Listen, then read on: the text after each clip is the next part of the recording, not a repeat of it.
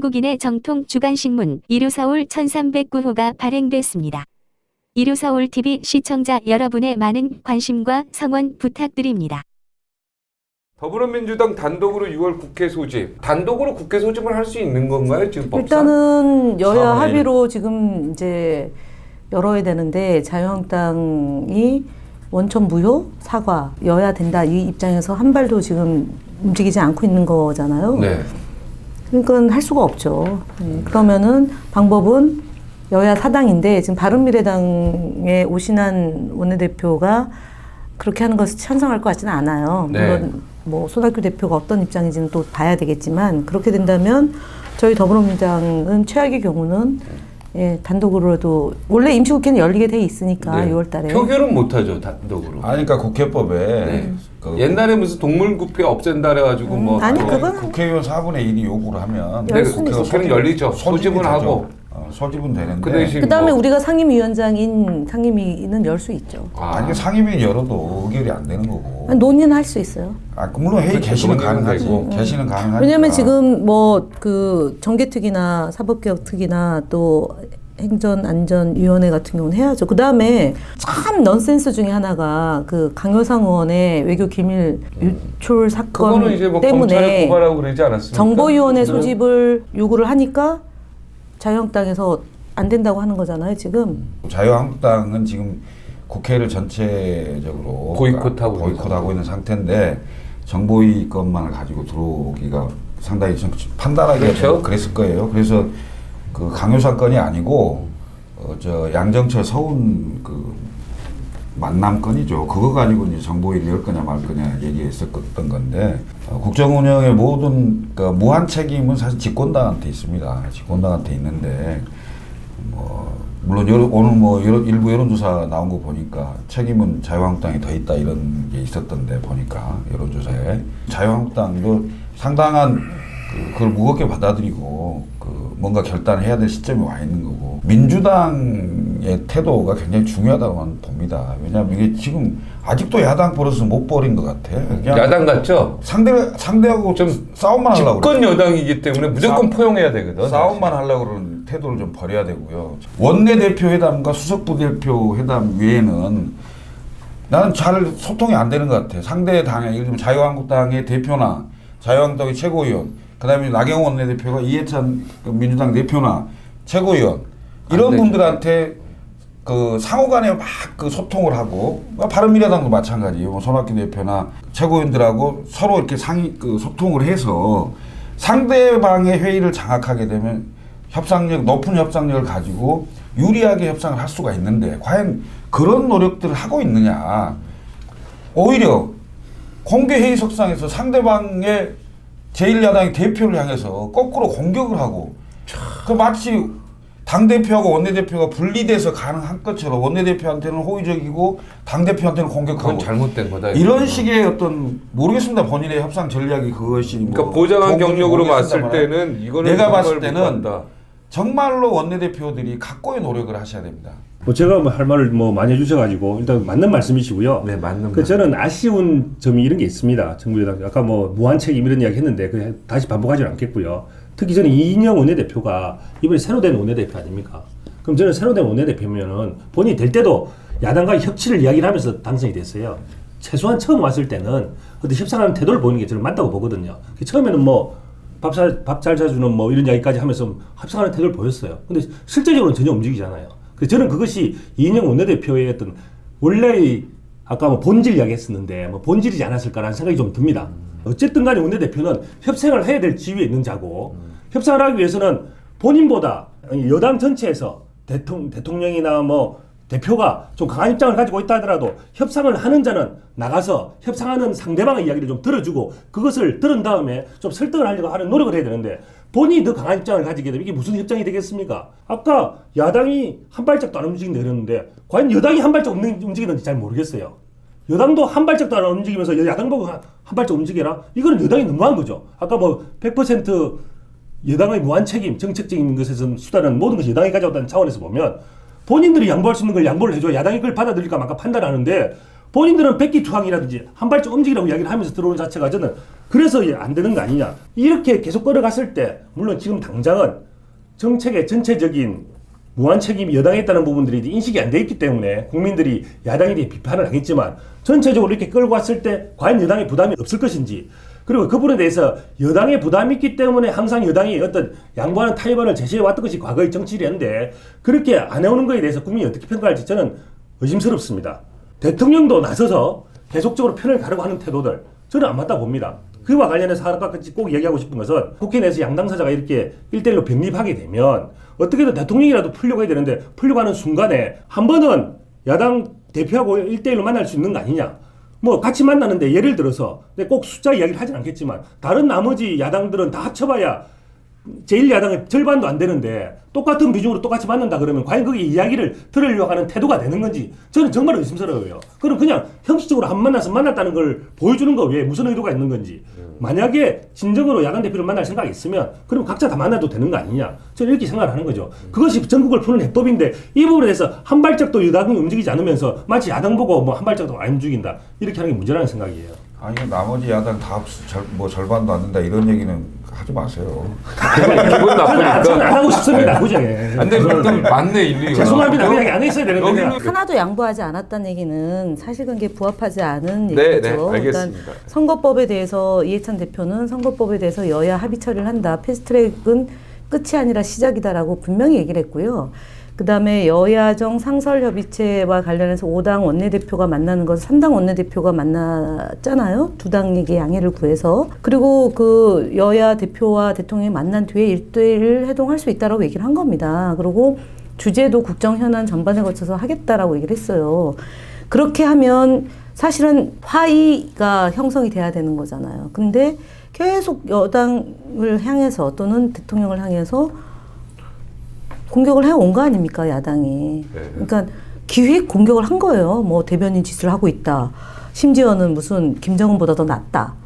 못하다라는 얘기. 김정은이 더 낫다라는 얘기까지 한 거 아닙니까, 정책의장이. 그리고 박수까지 쳤어요, 연찬회장에서. 공개된 그 연찬회장이었습니다. 올소 박수치고 일부에서는 심각한 발언이다라고 얘기를 하고, 그러면은 야당의 그런 소위 몰지각한 행위, 그야말로 막말 퍼레이드를 여당이 질문하는 거죠. 이것이 뭡니까?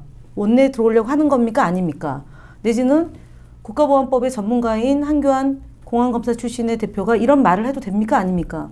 이 얘기는 꼭 뭐냐면 좀 자제하고 절제하자라는 얘기죠. 그런데 지금 원내대표가 협상을 하려냐 말려냐 이제 이렇게 얘기를 하는 거에 대해서 저는 그렇게 지적할 수 있지만 여당에서 그러한 노력도 하고 있는 거예요. 하고 있는데도 불구하고 자유한국당은 그냥 끝모를 경쟁을 하는 거예요. 서로 대표 한마디 하면 원내대표 튀고 정책위장 튀고 사무총장 튀고 대변인 튀고 이렇게 돼버렸어요. 나는 근데 김철근 대변인 말에 가슴이 좀 확 와닿아. 원내대표는 어떻게 보면 하고 싶은 말이 좀 있어도 이 물밑 협상이나 이런 거에 주역이기 때문에 좀 참고 계속 야당들의 어떤 그 귀를 열고 들어주고 설득하고 이런 노력을 좀 해야 되겠다. 거기가 마이크 잡고 야당 대표를 공격하거나 이런 거는 아니면 하고 싶겠지만 하고 싶어도 좀 참고, 왜냐면 협상을 어찌됐든 이끌어야 되니까 그런 말이 좀 아니 마음에 어제 오후에 한숨 배웠어요. 예. 어제 오후에 그 3당 원내대표 회담을 했어요. 그래서 초반에는 분위기 굉장히 좋았어요. 그리고 합의문 작성에 들어갔습니다. 근데 합의문 작성 중에 지금 방금 우리 김현 사무총장이 말씀하셨는데 이해찬 대표가 패스트트랙 관련한 법안은 합의 처리한다 이렇게 했으면 거기에 합의 처리한다 이렇게 하면 돼요. 근데 합의 처리한다와 합의 처리를 노력한다 이 단어 한 단어 때문에 협상이 깨졌습니다. 노력한다고 합의 처리한다고. 그렇죠. 완전히 다른 거죠. 완전히 다른 법적으로 다른 문제죠. 그 단어 하나 때문에 그 협상이 깨졌는데 이해찬 대표 합의 처리한다 했으면 합의문에 합의 처리한다 하면 돼요.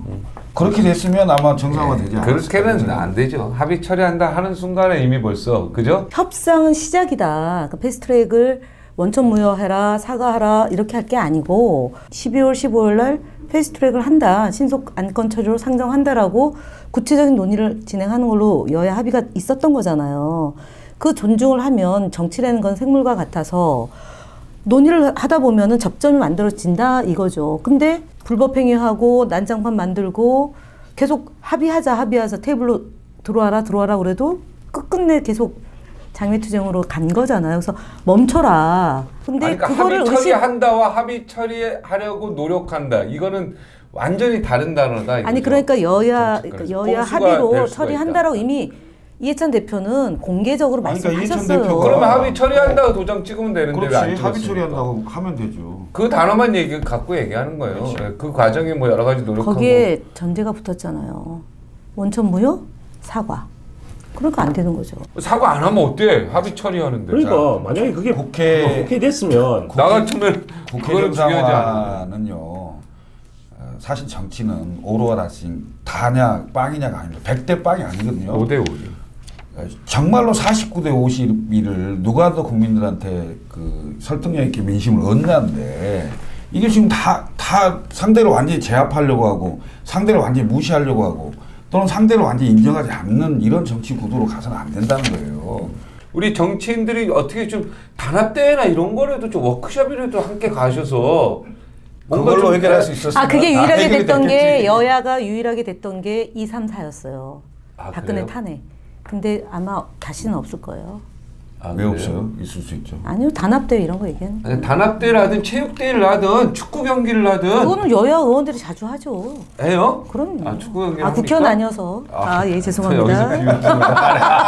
여기는 아니, 보좌관을 하셔서 알아요. 뭔가 좀 단합대회라도 하고 해야지 뭐가 우리 해보자 이 나라를 위해서. 아마 그러면은 아니, 누가 막 이렇게 정어리 차고 막 이렇게 밀치고 해가지고 기부 쏜 사람 많을 거야. 그럼 배구대회를 하든가. 배구 대회는 막 아니 이거 칸막이 치고 하잖아 아, 배구대회는. 안 돼. 자 마지막으로 좀 어려운 질문 또 드리겠습니다.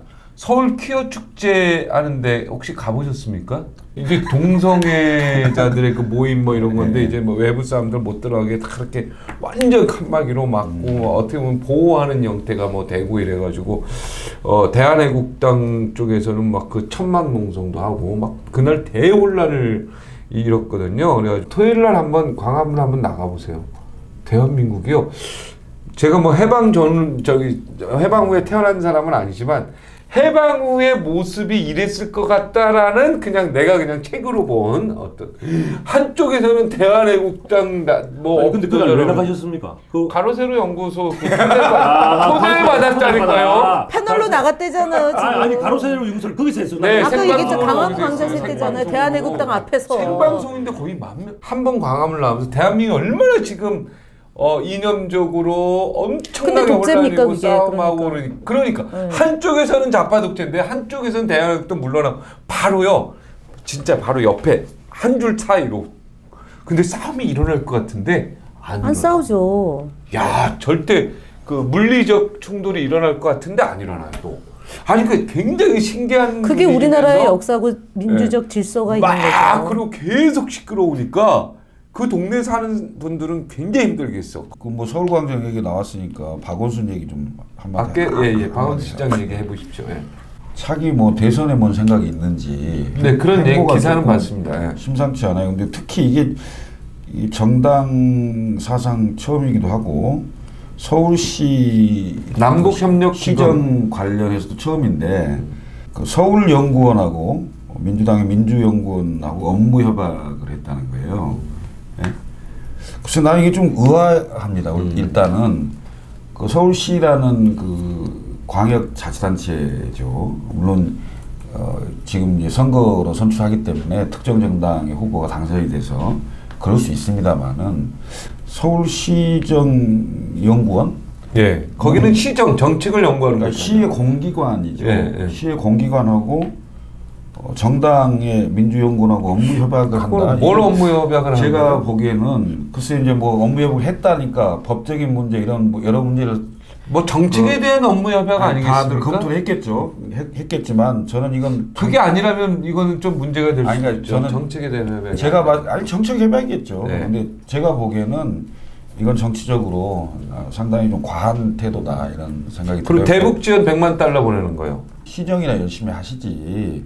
정부가 하는 일에 자꾸 그 정부가 최근에 그 뭐 쌀 지원한다 하고 뭐 이런 그 분위기를 하니까 또 거기에 살짝 뭐 이렇게 곁다리 비슷하게 이렇게 하는 것 같은데 이런 식으로 하는 건 저는 적절치 않다고 봅니다. 왜냐하면 서울 시내 할 일이 너무너무 많습니다. 아, 장난 아니야. 이거 있잖아요. 중앙정부가 지원하려면 국회가 사후에 보고토록 되어 있잖아요. 이게 그래서 지난번에 여야 대표랑 만나서 이 문제를 같이 논의하자라고 대통령이 제안하게 된 배경이 이거 아닙니까? 통일부 예산으로 써야 되기 때문에 남북 발전 기금을 예, 써야 예. 되기 때문에 사후에 국회에 보고토록 되어 있습니다. 네. 그래서 여야 대표들을 만나자라고 제안한 건데 지금 경색된 국면에서 여야 대표들이 못 만나잖아. 1대1로 만나자는 거 아닙니까? 한교안 대표가 여야 대표들 통으로 만나는 거 싫다. 1대1 만나자 이렇게 예, 얘기해서 교착 상태예요. 그래서 할 수 있는 건 뭐냐면 지방 자치단체는 자치단체장이 할수 지원할 수 있습니다. 그래서 서울만 하는 게 아니고요. 경기도, 경남 이렇게 좀 사이즈가 큰 도시 자치단체장과 직접 하는 게 어떻겠냐라는 게 지금 현재 물꼬를 틀 수 있는 방법이에요. 근데 서울시장이 해야 될 일입니다. 이거는. 네. 그러니까 방금 말씀하신 서울시, 경기지사, 경남 다 대권 후보로 거론되는 사람들이네. 어? 그렇게 오해가 될 수도 있다 이거죠. 오해가. 아니 그게 아니, 아니라 이렇게 생각할 수도 있죠. 화낼 건 다른 없고. 데는 사이즈가 작기 때문에 여력이 없어요. 그래서 인천도 지금 사이즈 꽤 커요. 인천도 하면 되죠. 네, 부산도 그러니까 크고. 예 하면 돼요. 네. 대구는 안 큰가요? 대구는 자유한국당이에요. 미안해요. 네. 아니. 인천도 거기는 의사가 없잖아요. 지금 자유한국당은 지금 할 수가 지자체가 다 없잖아요. 민주당이구나. 예. 네, 아니 너무 그러게 없어. 이제 한 말씀 더 드리면 인도적 지원한다는데 북한에서는 언론을 통해서 나오는 거 보니까 별로 달가워하지 않더구만요. 갖고 싶은 생각도 없던데. 그거는 대외적인 아. 메시지와 또 현실적인 글쎄요, 상황이 뭐. 있는 거죠. 아니 그거를 그돈뭐 이렇게 똑같습니까? 예를 들어서 준다고 그러는데 아유 아니, 이런 됐어 거잖아. 나 안 받아 뭐 이러는데 아니 굳이 이런 들어야 거잖아. 돼요? 예를 들면 그거 얘기 좀 여당하고 합시다. 야당하고 협상할 네. 때도 됐어 안 만나. 그러고 저녁에 만나서 대화하는 거랑 같은 거지. 어떻게 그거하고 전혀 다르죠. 어떻게 달라요? 아니 지금 같은 북한에서 거지. 아우 싫다고 아우 막 이러는데 아니 그리고 굳이 좀 김철근 그래도 저기 갔다가 드세요. 전 대변인은 말이 안 당에서 추진하는 것도 좀 존중해 줘요. 근데 북한도 바른미래당도 너무해. 교리 없는 도와준다 강화전 그러면 입장이잖아. 고맙습니다. 땡큐. 잘 쓰겠습니다. 이러면 되는데 이걸 왜 이렇게 막 기분 나쁘게 하면 우리가 억지로 돈 갖다 주는 우리는 것처럼. 당론으로 정해진 바가 없습니다.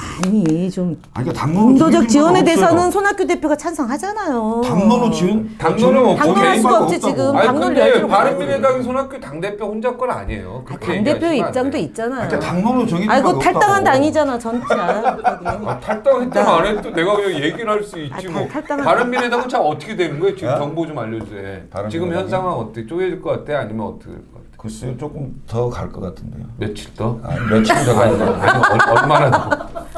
아니 뭐 이거 웃을 일이 아니고 네. 뭐냐면 손 대표께서 결심을 해야 되는데 뭐 그럴 상황이 아직 아니니까. 그러니까 손학규 대표 절대 물러날 생각 없고. 그죠? 내년에 그분 저기 21대 국회 들어옵니다. 연동형 민주당에서 아니요, 그분 말씀하시는 거 보니까. 비례대표라든 연동형이든 아니 왜냐면은 어떻게 얻은 당 대표인데 물러납니까? 저는 손학규 대표가 그러니까 연동형 지금 비례대표로 아니면 연동형 지역구로? 비례대표든 그리고요. 비례대표. 바른미래당이 곧 10% 돌파합니다. 왜냐하면 자유한국당이 너무 죽을 쏘가지고 지금 소위 그 보수 쪽에 있는 분들이 바른미래당으로 선택 지점을 저는 갈 거라고 보고 그러니까 연동형 비례대표든 그냥 대표도 비례대표든 무조건 들어온다. 무조건 저는. 네. 국회로 들어온다. 네. 아, 진짜 뭐 나중에 국회로 들어간다는 말에 대해서 동의를 하세요? 그거 바른미래당 입장에서 전혀 배제할 수 없죠. 전혀 배제할 수 없다. 전혀 배제할 수 없죠. 안 물러납니다. 안 물러나요. 저는 제 생각에는 전혀 국회의원 가기 쉽지 않을 거라 보이고 조만간 대표에서 물러나실 것 같은데 여전히 본인의 의지가 아주 강한 건 내가 인정을 하지만 본인의 의지와 상관없이 어떻게든 대표에서 물러나야 되는 거 아닌가 실제로 물러날 거라고 보는데 생각이 아주 다르군요. 아니야 그럴 가능성도 있어요. 그러니까요. 네. 저는 안 지금 물러난다에 너무 한 표. 이성적이기 때문에 안 물러나십니다에 한 표. 하여튼 정치권이요 지금 굉장히 혼란 중에 있습니다. 그리고 정치권이 혼란이라는 것은 대한민국이 혼란에 있다는 얘기로 저는 연결해서 이야기하고 싶습니다. 빨리 정치권이 이 상생의 정치 그리고 화합의 정치 그 다음에 협치하는 그런 모습들 국민 앞에 보여줬으면 좋겠습니다. 주간 박종진 여기서 마치겠습니다. 고맙습니다.